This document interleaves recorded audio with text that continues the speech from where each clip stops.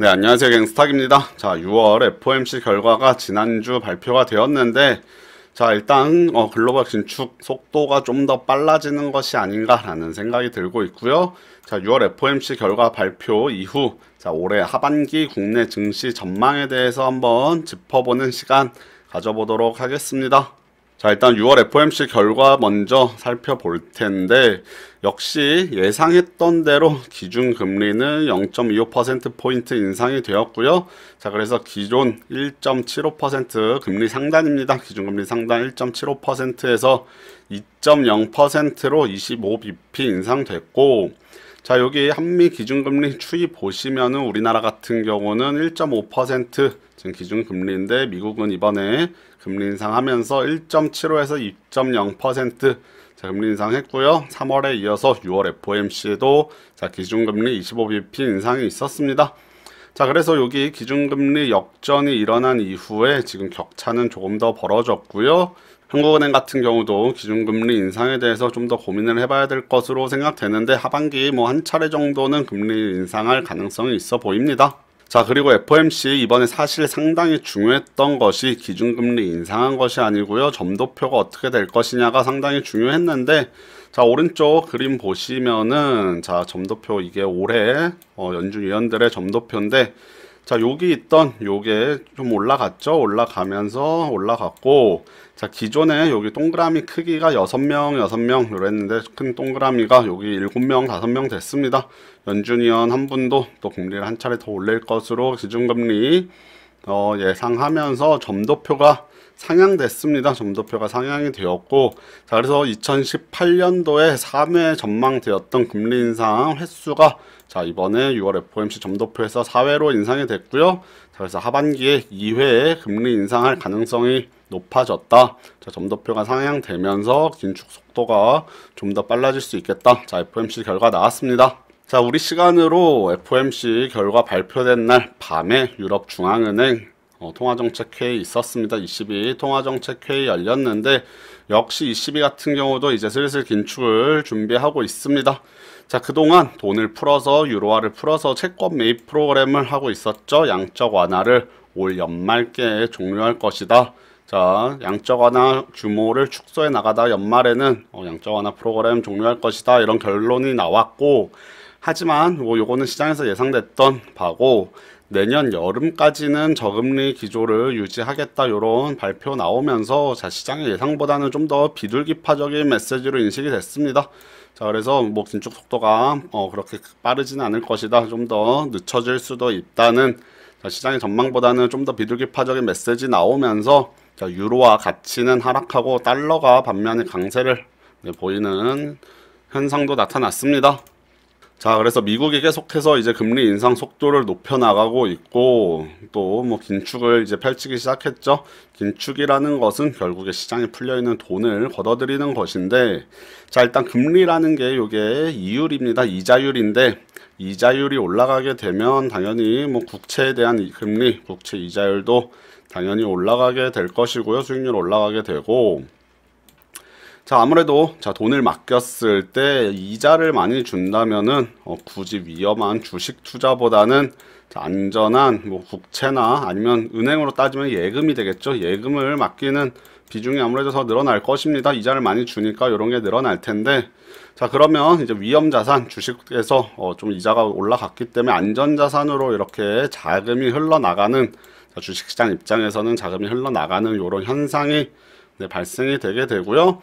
실제로 자, 미국 10년물 국채 금리가 지금 계속해서 상승을 하고 있는데, 자, 2월달 그 다음에 4월, 5월 이때 미국 10년물 국채 금리가 3%를 넘어가고 하면서 3% 근접했을 때 그리고 3%를 넘어갔을 때 자, 주식시장 같은 경우가 실제로 크게 움직이는 크게 흔들리는 하락하는 모습을 보여줬었습니다.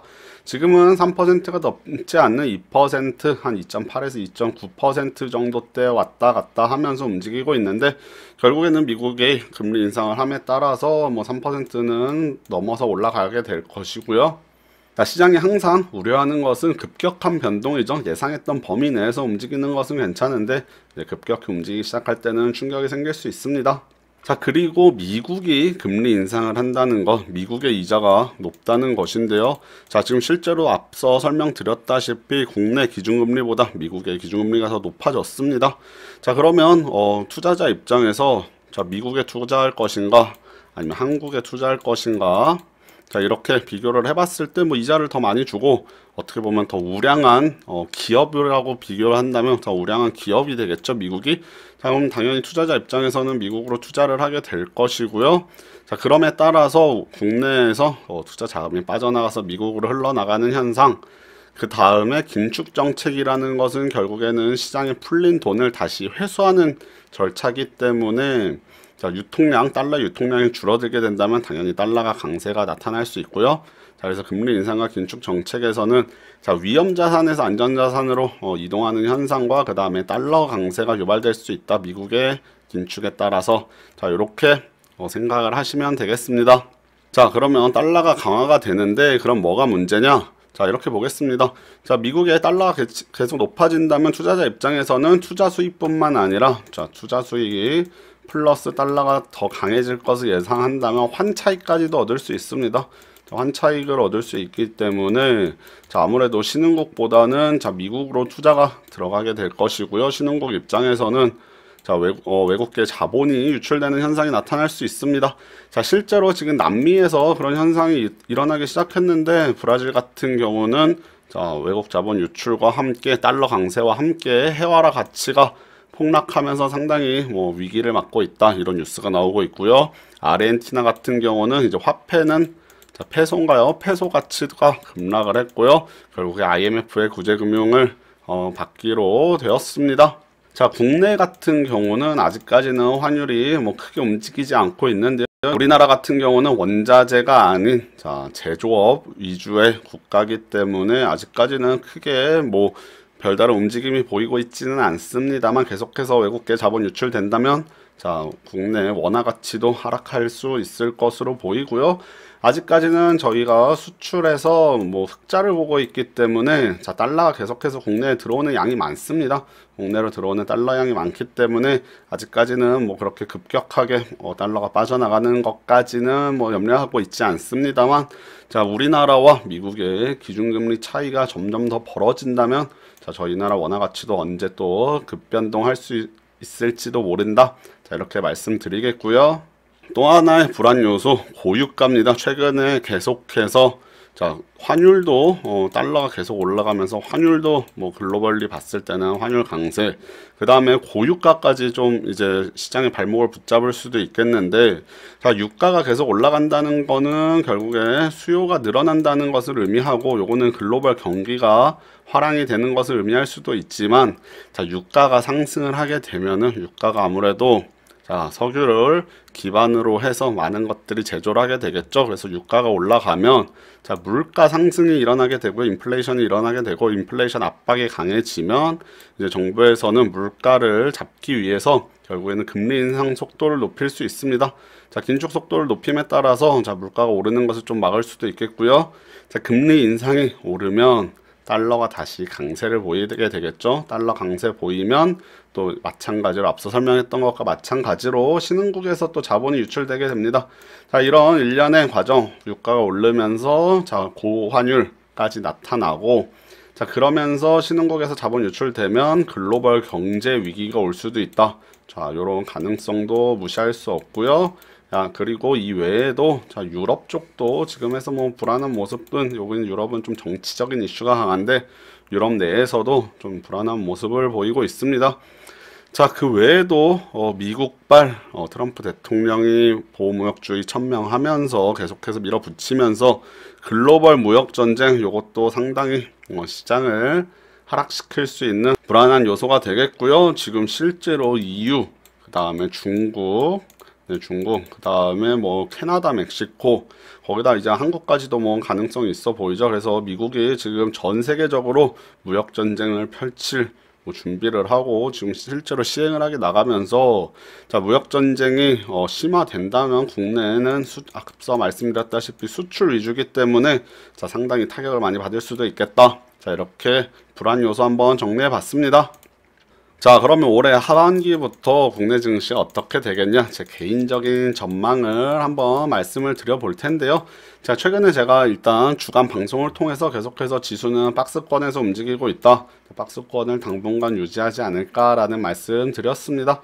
저는 개인적으로 뭐 항상 보수적인 관점을 갖고 시장을 좀 지켜보는 편이고요. 자, 그러면서 자, 일단 제가 여기 유동성 잔치는 끝났다 이런 메시지를 써놨는데, 자, 그동안 미국의 달러, 그 다음에 EU의 유로화, 그 다음에 일본의 엔화, 요거가 이제 기축 통화라고 할 수 있겠는데, 요 세 나라 또는 조직이, EU는 뭐 나라라고 본다면 세 나라에서 계속해서 양적 완화를 펼쳐왔죠. 양적 완화 QE라고 하는데, 양적 완화를 해왔기 때문에 지금 시장에 돈이 상당히 많이 풀렸습니다. 그래서 시장에 돈이 흘러 들어가면서 주식시장에도 상당히 자금이 많이 흘러 들어왔고요. 그에 따라서 뭐 올 초, 작년, 재작년까지 자, 국내 증시 같은 경우 뭐 글로벌 증시도 마찬가지고 상당히 상승을 많이 했습니다. 하지만 이제 뭐 일본을 제외한 미국과 EU가 긴축을 펼치게 돼서 다시 돈을 걷어들이기 시작한다면 이제 유동성 잔치는 끝나게 되는 것이고요. 그럼에 따라서 자금들 이탈하면서 증시에서 이탈하면서 시장이 계속해서 하방 압력을 받을 것입니다. 뭐 급락을 하기는 쉽지 않아 보이지만 이제 돈이 빠져나가는 것 결국에는 자, 수급이 좀 꼬이면서 시장의 하방 압력이 상당히 높아질 수 있고요. 실제로 외국인들이 올해 들어서 조금씩 계속 빠져나가는 모습도 보여주고 있습니다. 자, 국내 같은 경우는 그래도 아직까지는 뭐 견조한 움직임, 경기가 워낙 튼튼하기 때문에 견조한 움직임 보여주고 있는데, 글로벌리 특히 좀 불안불안한 남미 이런 데서부터 그 다음에 유럽 쪽도, 남유럽 쪽도 좀 마찬가지가 될 수 있겠고요. 자, 글로벌하게 좀 불안한 요소들 계속 보여주고 있기 때문에 자, 외국인들이 이제 안전 자산으로 이동할 수 있습니다. 신흥국에서 선진국으로 이동하고, 자, 그 다음에 주식에서 채권 등으로 안전 자산의 이동 현상이 나타남에 따라서 외국인들 국내 증시에서 이탈할 가능성 점차 높아지고 있고요.